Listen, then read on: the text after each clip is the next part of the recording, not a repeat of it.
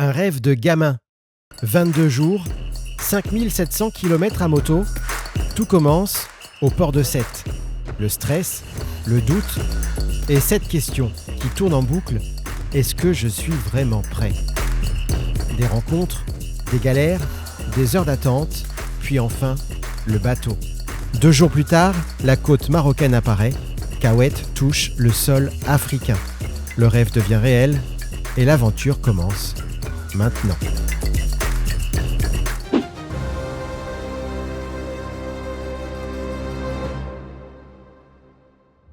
Après un petit déjeuner copieux fait de crêpes, œufs sur le plat, pain géant et olives noires, il est temps de s'élancer. Il est déjà 9h30 et la chaleur dégagée par les rayons du soleil est pour le moment plutôt agréable. Toujours accompagné de Manu qui descend jusqu'en Guinée, nous décidons de débuter la journée en compagnie des 4 Lorrains et de leur Ténéré 700. Nous empruntons tous la même trace, le Trans-Morocco Trail. Autant partager quelques kilomètres ensemble. On fera le point dans 1 heure sur la suite à donner à cette épopée. Après quelques kilomètres de route, nous y voilà. La première piste du voyage, la première piste du Trans-Morocco Trail. Et pour une mise en jambe, nous n'allons pas être déçus. À flanc de montagne, la piste serpente dans des paysages magnifiques.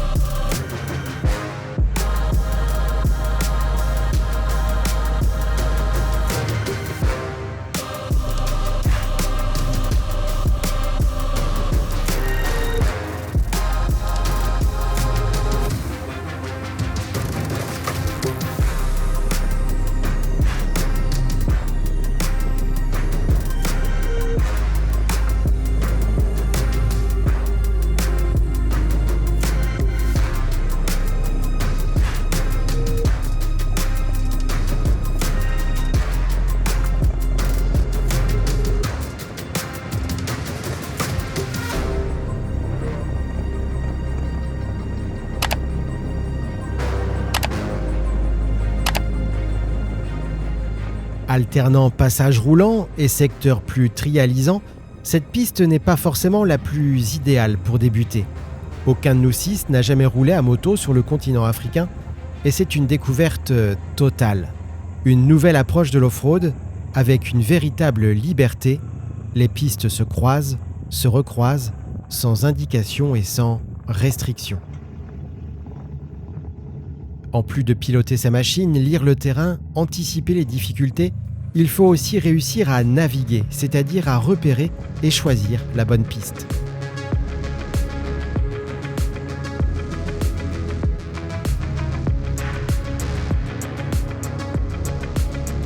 Ces premiers kilomètres sont aussi plaisants que stressants.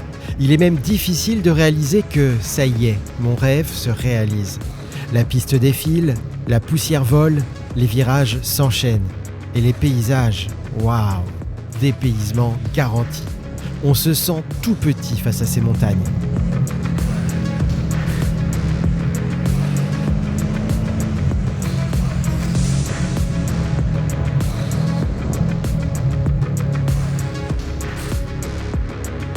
Tu le sais déjà, la caméra écrase les reliefs. Tu as peut-être l'impression que la piste est plate, mais je te garantis qu'il y a de sacrés dénivelés. Et des passages avec pas mal de cailloux et de pierres. Chaque impact sur mon sabot moteur me fait mal pour Kaouette. Ma petite Versys X300, pas vraiment taillée pour ce type de terrain. Encore moins avec le chargement que l'on emporte pour ces 3 semaines de voyage. D'ailleurs, j'avais configuré mon poste de pilotage, et particulièrement mon support GPS, pour rouler debout. Au final, avec ce chargement, je suis plus à l'aise assis. Impossible de la diriger debout tant la moto est déséquilibrée sur ce type de terrain. Le train avant n'existe plus, difficile de la guider sur les cailloux. Et puis, est-ce que t'as remarqué ? Je roule complètement à l'opposé du précipice dans les passages à flanc de montagne. Normal, j'ai le vertige. Et là, même si ça se voit toujours pas à l'image, c'est sacrément vide. Le moindre écart ou la moindre chute serait fatale. Je me rassure donc comme je peux en restant loin du vide. Par contre, dès que le terrain devient plus roulant, c'est un véritable régal.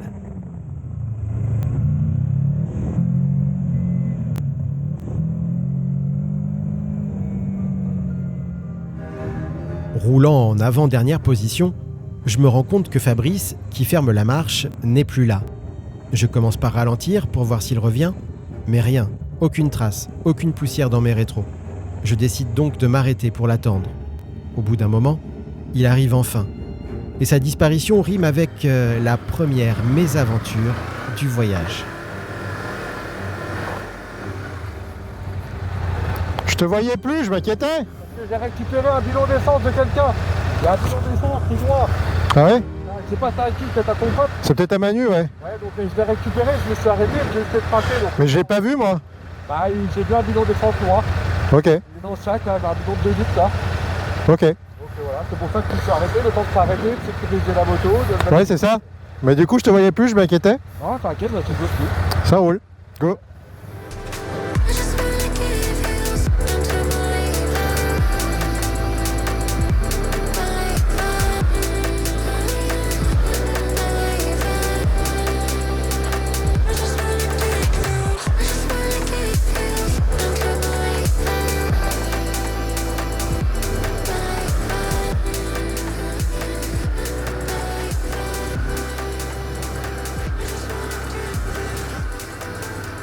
Il ne nous faudra que quelques kilomètres pour retrouver Manu. Sans la trace GPS, il nous attendait au croisement d'une route, ne sachant quelle direction prendre. T'as pas perdu un bidon d'essence? Non. T'as pas perdu un bidon d'essence noir? Non. Ah si. T'as raison. Ouais. Ah, j'ai du mal à prendre mes marques. Le stress, l'émotion, enfin, tu sais, pour moi c'était tout nouveau, quoi. Tu sais, c'est la Ouais. première fois, donc aussi la carte de la sécurité. C'est ça. Tranquille, tu... Mais moi, dès qu'il y a un peu de cailloux, la roue avant, j'ai plus rien, ça part dans tous les sens, je suis obligé de me rasseoir. Ça m'a jamais fait ça. Est-ce que j'ai pas assez dégonflé? Ah, peut-être aussi, hein. Parce que ça rebondit, ça truc, c'est une horreur.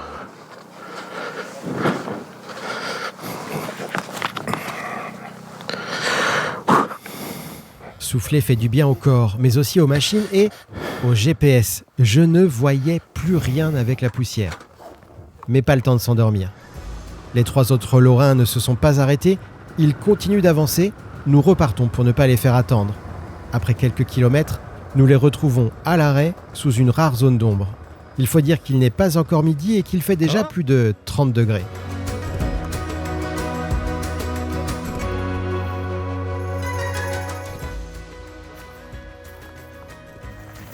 Un petit beau, Manu. Le premier tour de roue. Impeccable. Bah ça va. Ça change, hein. Si personne n'est très loquace, c'est que l'on a tous un peu de mal à se mettre dans le bain. Terrain, beauté des paysages, chaleur, le dépaysement est total. Les repères manquent, pas grave, on parlera plus tard. Quelques centaines de mètres plus loin, la piste suivante se dessine déjà. Tout comme le TET en Europe, le Trans-Morocco Trail maximise les pistes et ne prend des routes que pour relier 2 pistes entre elles.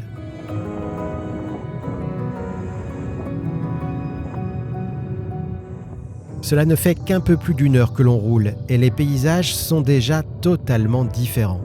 Fini les montagnes, nous voici sur une sorte de plateau.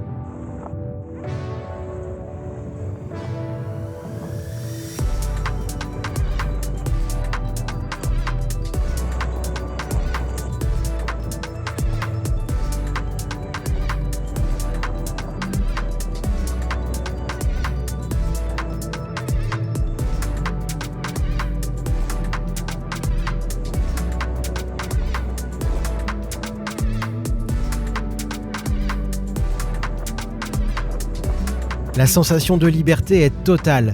Avec ces pistes plus roulantes, on se sent immédiatement plus à l'aise, voire trop à l'aise. Mais dès que l'on prend un peu trop la confiance, la moto et le terrain sont là pour nous rappeler à l'ordre.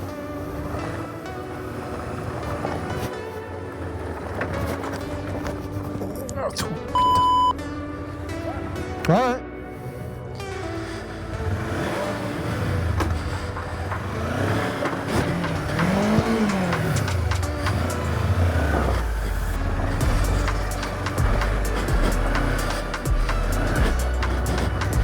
J'ai failli, mais non. je ne serai pas le premier du groupe à signer une chute au Maroc.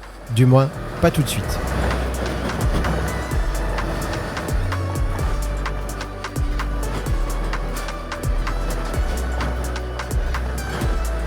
Bon ben voilà, comment dire, c'est pas facile non plus. Avec ma petite cahouette. Et le moins que l'on puisse dire, c'est que les sentiments s'alternent très vite au guidon de la moto. Putain, la poussière, c'est insupportable. Cette poussière là, ça bouffe tout. Cette piste par contre, c'est génial.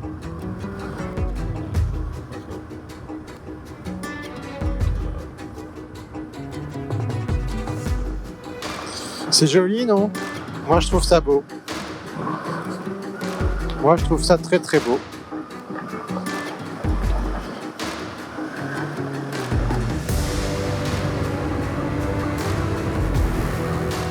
On est vraiment mieux nulle part. On roule chacun à notre rythme, laissant un peu d'espace entre nous pour éviter la poussière, mais en s'attendant régulièrement pour être sûr que tout va bien pour tout le monde.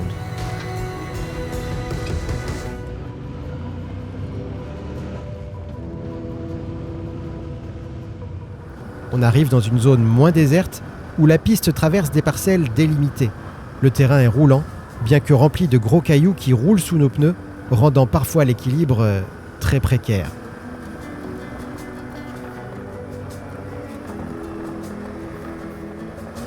La première chute ne tardera d'ailleurs pas à arriver. Les dénivelés commencent à réapparaître et c'est le pauvre JC qui n'aura pas réussi à garder l'équilibre dans un virage en dévers, justement sur ces cailloux, faute de vitesse suffisante.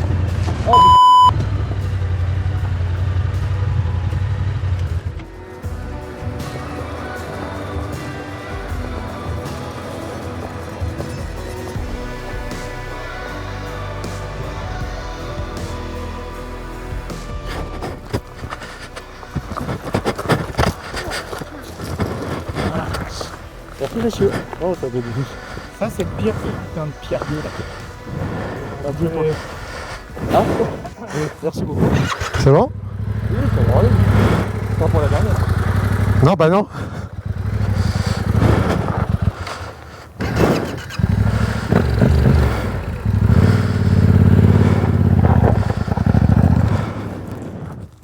Ah, tu passes là, un filet de gaz. Un filet de gaz. Tu passes là où tu mets ton pied, tu restes assis. Tu gardes ton filet de gaz, gentiment, tu regardes loin et après c'est bon quoi. Regarde. Ouais.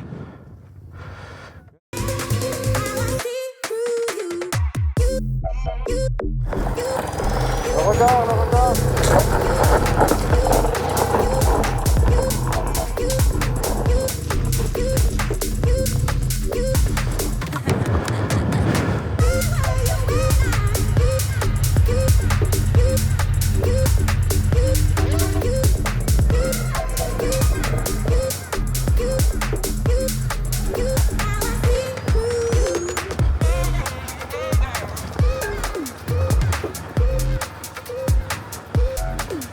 Après cette première chute, sans conséquence heureusement, on reprend la piste de façon plus tranquille.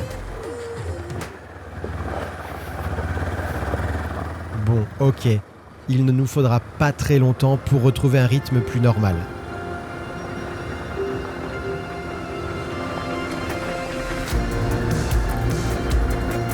Mais étant en montagne, les virages en lacets en dévers sur les cailloux nous obligeront malgré tout à ralentir très fortement lors de leur passage, nombreux.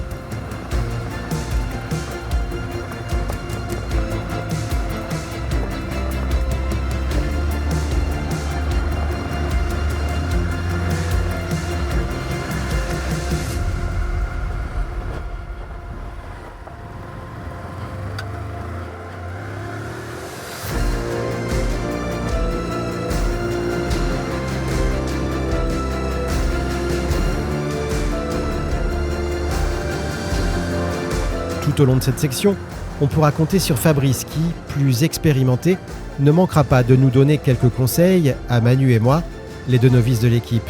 Merci Fabrice.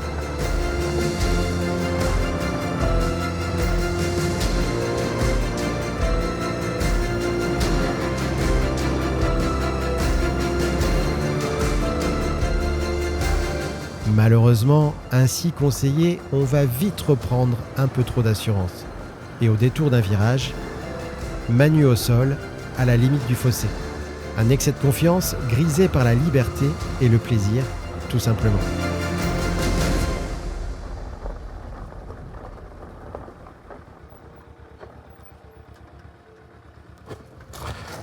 Bravo pour 1, 2, 3.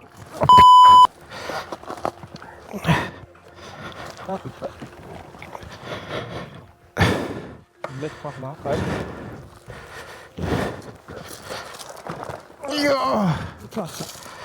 La vache. Là, on va passer, là, c'est le côté, là. Tenir le guidon, on va retirer un peu. On va faire maintien pour moitié de tombe. Tu tiens? Là, non, attends, je vais. En fait, une seule personne sur le guidon. Attends. Une seule personne? Ouais, parce que quand tu as deux petits guidons. Chacun tire de son côté.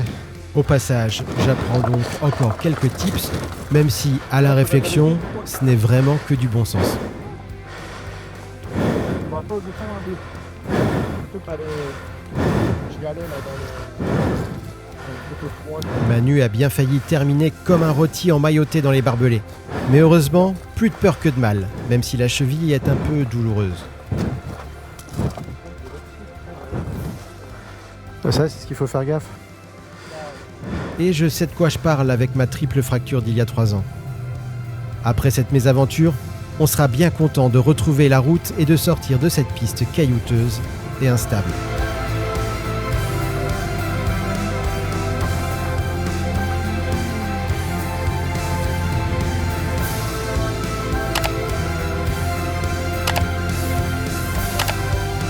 Ces quelques kilomètres de bitume vont nous permettre de reprendre notre souffle, de faire baisser la fréquence cardiaque et de profiter plus paisiblement des magnifiques paysages que nous traversons. Mais cette respiration sera de courte durée. La prochaine piste est déjà là. Alors, roulante ou cassante? Eh bien, les deux. Et c'est peut-être ça le plus piégeux. En quelques kilomètres, on passe de pistes hyper roulantes à des pistes hyper cassantes avec des cailloux, des pierres, voire même des petites marches ou bien encore des saignées laissées par les fortes pluies hivernales.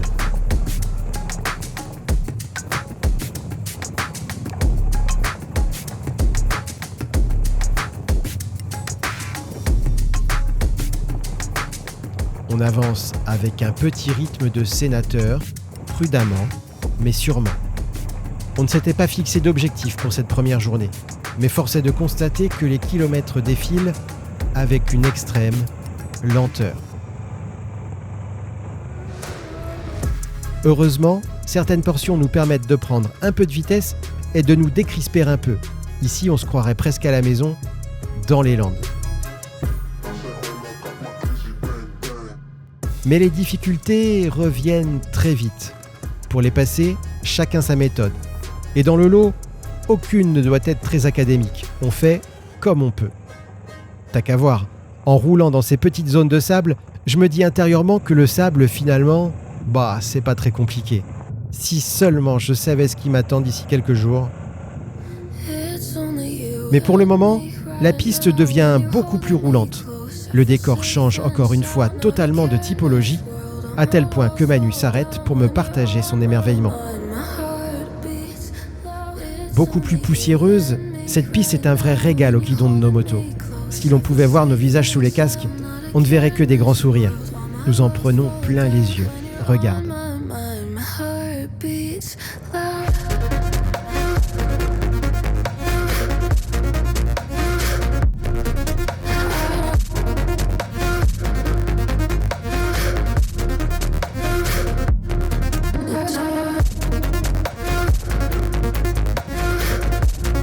Et puis, d'un seul coup, Manu s'arrête. Rémi et Thibaut, qui jouent les ouvreurs, sont à pied. Ils viennent de traverser notre premier oued asséché en prenant un passage plutôt technique. Pour le franchir, ils ont carrément enlevé les bagages pour se faufiler entre de gros rochers. Nous cherchons une autre option, plus simple pour nos niveaux et nos motos chargées.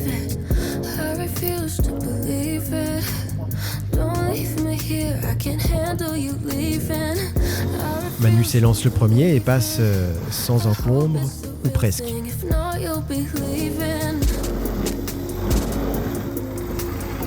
selle, je suis prêteur hors de la selle. Il s'éloigne de quelques centimètres de la trace et plante sa grosse GS 1100. Remarque, t'as voulu nous faire court, ça va un temps. Bon, c'est pour moi,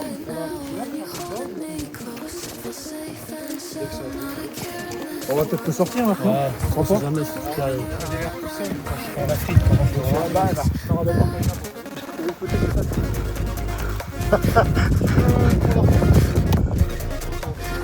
Derrière, chacun passe facilement, évitant avec beaucoup de minutie de sortir de la trace.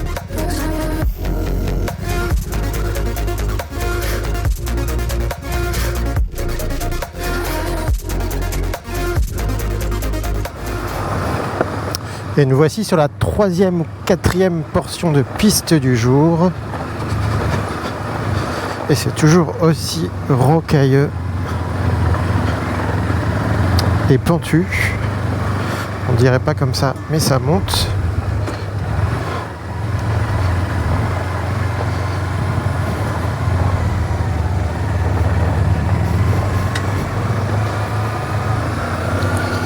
Tout ce que j'aime pas, mais qu'est-ce que c'est beau! Qu'est-ce que c'est beau! Alors oui, je l'ai déjà dit, mais tu risques de l'entendre régulièrement, cette expression. Ce pays est vraiment magnifique, même si pas toujours facile pour nos machines.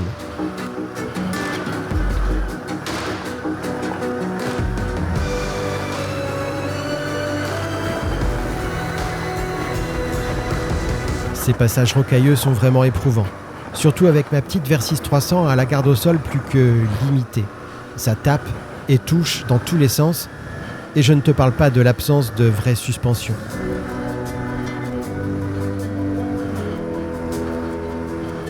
Un terrain qui fatigue aussi le physique, surtout quand, comme JC, on est malade. Le pauvre est en effet fiévreux depuis hier. Un état qui ne l'aide pas à apprivoiser le terrain et à être complètement lucide.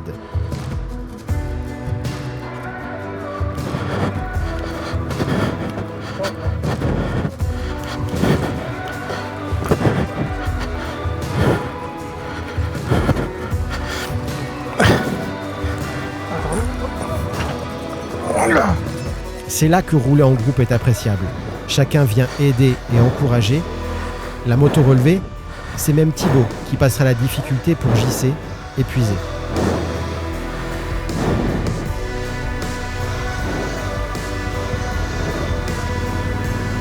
Derrière, Manu y va prudemment. Rappelons qu'il descend jusqu'en Guinée, aller-retour. Ça serait bête de se faire mal dès le premier jour. Au guidon de ma petite Versys, pas de difficulté. Son poids et sa faible hauteur de selle sont un vrai avantage dans cette situation. Tout l'inverse de Fabrice, qui se bat avec une moto surchargée. Surchargée certes, mais en cas de souci, il peut quasiment remonter complètement une T7 avec toutes les pièces de rechange qu'il embarque. On n'a rien sans rien. La piste se termine peu après ce passage. On est content d'enchaîner avec une longue portion de route jusqu'à Taourirt. On y refait le plein des machines dans une station Shell flambant neuve. L'après-midi sera principalement de la route, à l'exception d'une portion de piste qui, évidemment, va nous réserver son lot de surprises.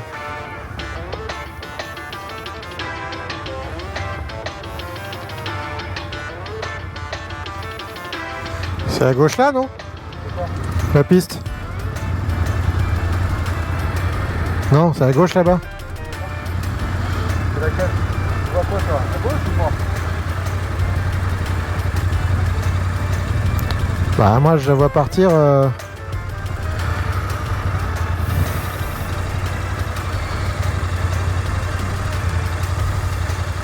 Elle s'écarte d'un seul coup quand même, donc moi je dirais que ça passe. Non?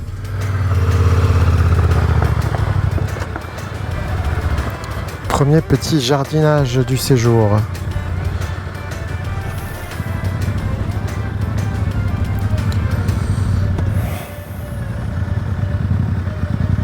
Il y en aura d'autres, mais là on jardine.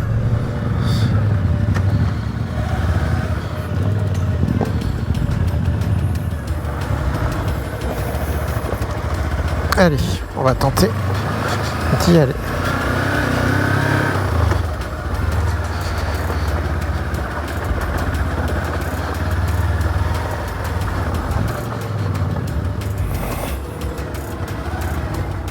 On n'était vraiment pas loin.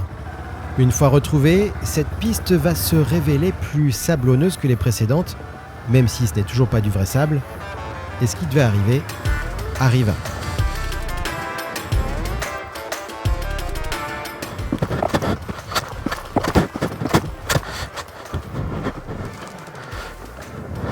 Ça, c'est la merde là. C'est ça que c'est bon. C'est qu'on est venu chercher. Hein, JC? Ah, vas-y. Manu n'est vraiment pas motivé par ce terrain. On encourage, on y va, et ça passe.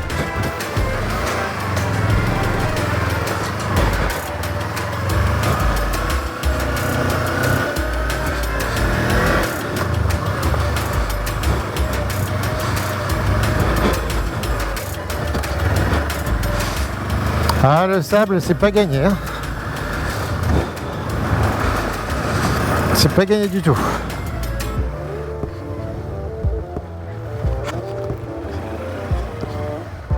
On se rassure en pensant que c'est la dernière piste du jour.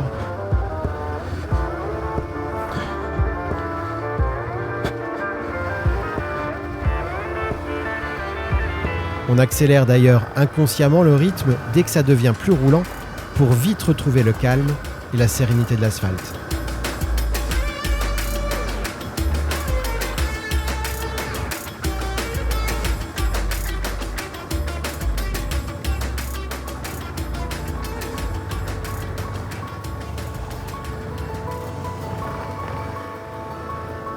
On roule ensuite jusqu'à Tancherfi pour faire quelques courses pour le bivouac du soir.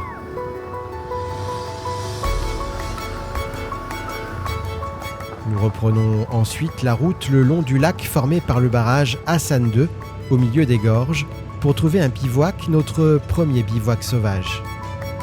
Après beaucoup de recherches et de tergiversations, nous nous installons enfin à la sortie d'un village au bord d'un oued. On passera la soirée à refaire les 130 km parcourus aujourd'hui. Oui, t'as bien entendu, seulement 130 km, nous avons vraiment pris notre temps. Demain, on parcourra 2 fois plus de distance, avec encore de nombreux nouveaux imprévus.